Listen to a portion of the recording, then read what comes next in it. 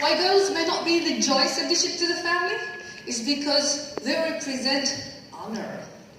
And that's a huge word, all capital letters. Now you would think with all the obsession that we give to honor, you would not hear all these stories about sexual harassment, and yet there are tons of them, starting from one's own home. Girls are being sexually harassed and abused, even raped by their own fathers, brothers, cousins, in-laws and uncles at times. And what does society dare say about them? Nothing. It actually condemns you to silence. Shh, don't talk about it. It's none of your business. Come on, it's one of those taboos you're just supposed to shelf it and pretend it doesn't happen. So what does this leave the girls though? With a heavy burden that only grows heavier as they get older. But then sometime in their life, and then in the absence of proper therapy and support, they need to let that heavy secret off their chest. So what do? Media. 2 pages such as Femme Algerian. Do you know the page? Right. So they come in and they share it through anonymous messages. Plenty of those, I'm afraid. And what happened is that instead of the compassion and support they seek and deserve, they are attacked. They're even blamed in playing a part in their victimization. For shame, people, for shame. Your reader, don't approach yourself as a condemner or an executioner, because by doing so, you're depriving these girls of yet another chance to heal. And that's unfair. So, dear Algerians, sexual harassment is still a crime if a member of the family does it. Do not empower it by silence, please. Stand up, face and fight these incestuous demons, please. Now, if you're a girl, you make it beyond home, and there's a different kind of monsters waiting for you. And not the cute type, though. Doing something so simple as going to school or to work, or even to the store nearby to get some milk, becomes such an arduous task, because then you're followed by these random strangers who assume they have the right to come up to you and tell you all sorts of outrageous things. Now, I asked Femme Algerian to survey the ladies on her page for the most ridiculous things that they've heard, and let me tell you one thing, there is something for everything. There's something for things that you eat, your food, they get into that. Your laugh, why not? Your looks, they feel free to judge your looks as well. Now, I'm not sure if this one needs special interference from Hamlet, but it questions your origins. Now, some I would say pre-Islamic poetry, or rather badly composed, I would say. And then your height and your weight are also subject of these pickup lines. Whatever happened to how you doing? Like, why people don't say that anymore? Now, sexual harassment on the street is usually associated with how women dress. If in a provocative fashion, they ask for it. If in a modest way, they are respected. But that's not true, is it? Because how did we end up with this? Can you tell me what a woman in burqa or niqab hears when she's out on the street? Yes? Kinder surprise. She is called Kinder surprise. And then you can't help but appreciate the creativity there, but come on. Now, let's be honest, these cheesy pickup lines can be weathered, can be ignored, but then some of these random strangers would get physical. Now, can you believe it? That a guy you've never met in your life will come up to you, tries to touch you, or worse, beat you, rape you. Only last week, there were 2 instances. One in Sétif, where a young lady was raped by a 65-year-old monster, and another one in Jijel, where a girl who was just on her way to the beach got touched by a guy on a bus, and when she tried to defend herself, she was beaten by both him and his friend. Now, as someone who's presented a TEDx talk on sexual harassment, that was like a treat. So I had the curiosity to go and check the post. And my, oh my, the atrocities I read. All written by men, though. One said, oh, must be her clothes. Another one's like, oh, I can't judge this unless I see what she was wearing.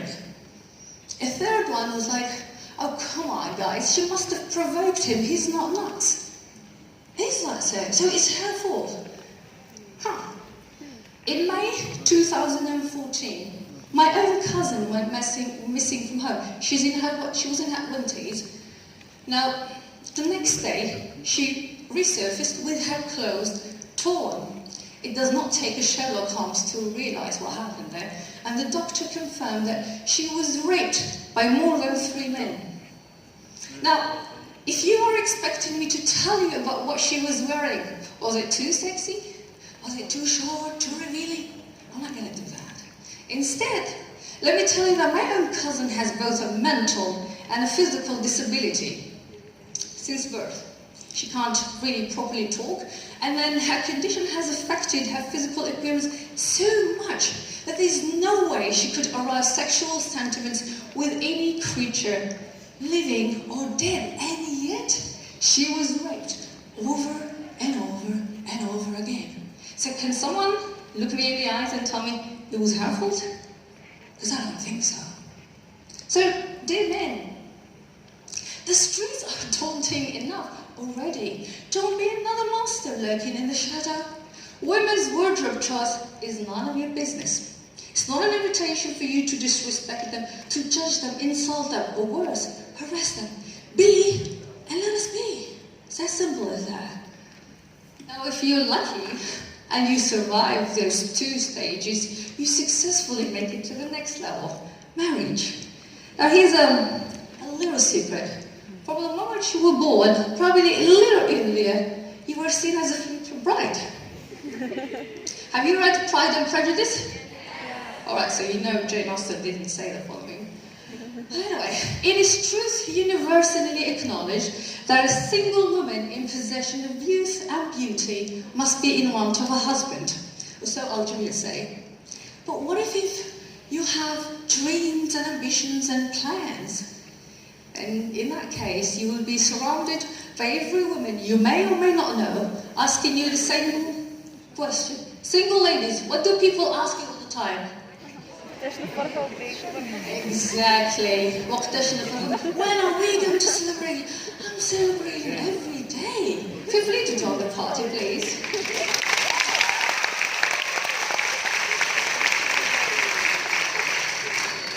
So how do you stay single then?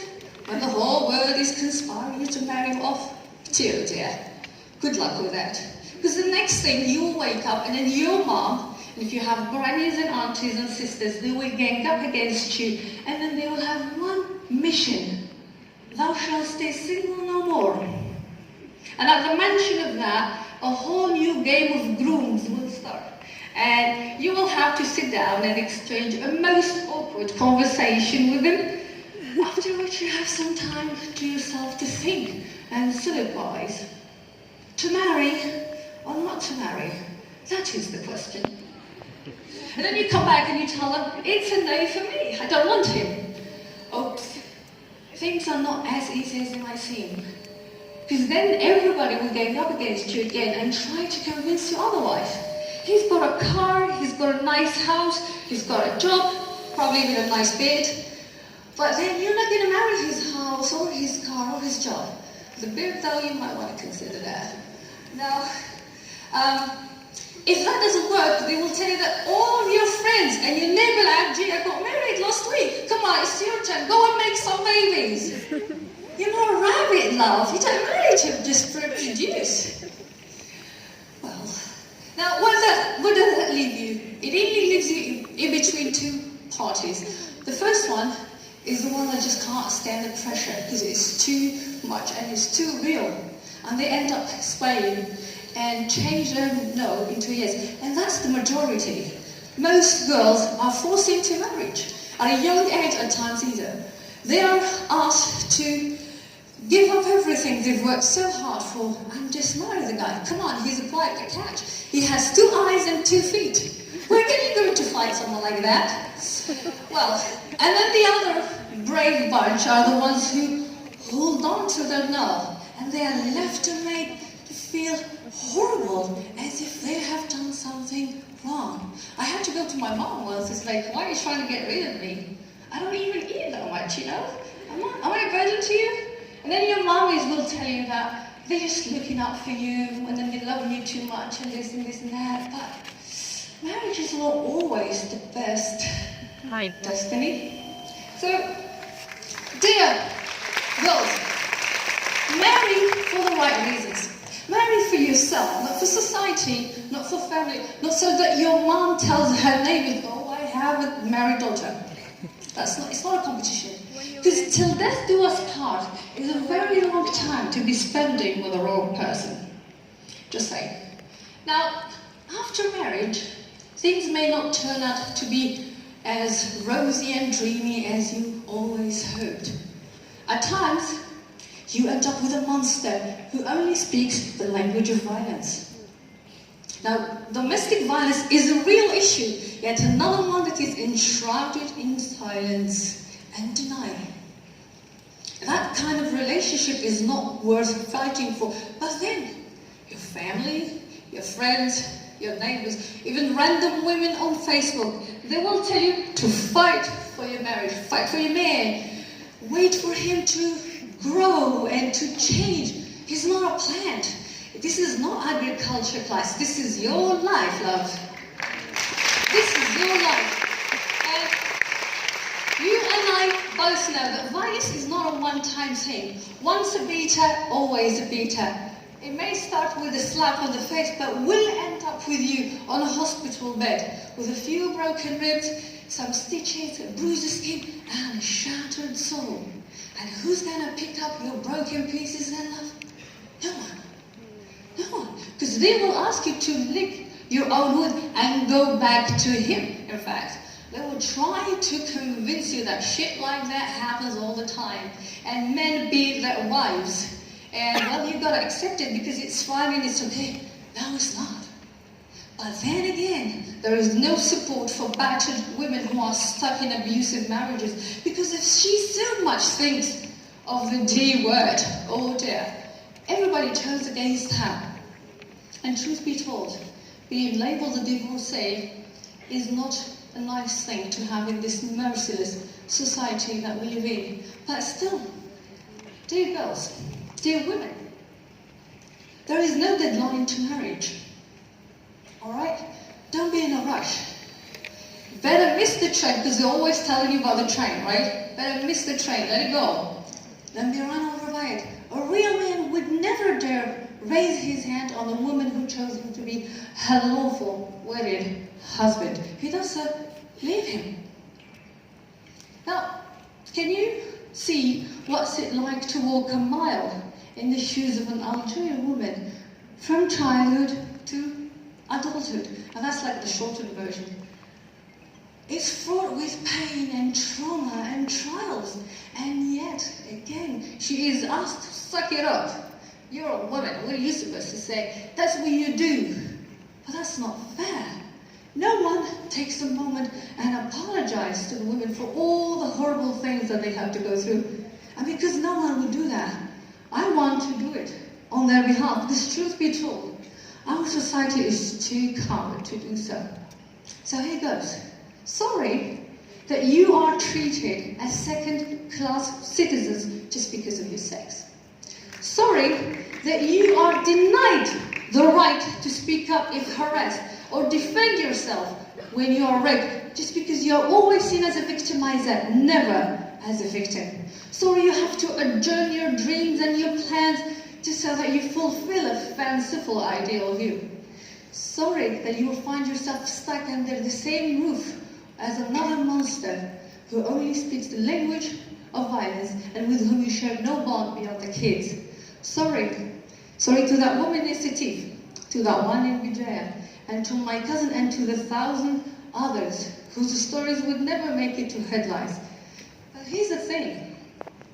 Yeah, feel sorry for what happens, but never feel sorry for yourself. Because truth be told, that amongst all that darkness that might surround you and that you might feel drowned in it, there's still plenty of light. There is hope that you will find your way towards the life you want and deserve. And you know why? Because you're worthy. You are worthy of success. worthy of happiness, and you are worthy of love. So go on, please. Make your way toward things. Yes, society, family, stereotypes, sometimes culture and old traditions may get in the way, may try to turn you back, but it's never game over yet. Go ahead, please. All right, let me go back. Dare, okay, sorry. Dare to dream.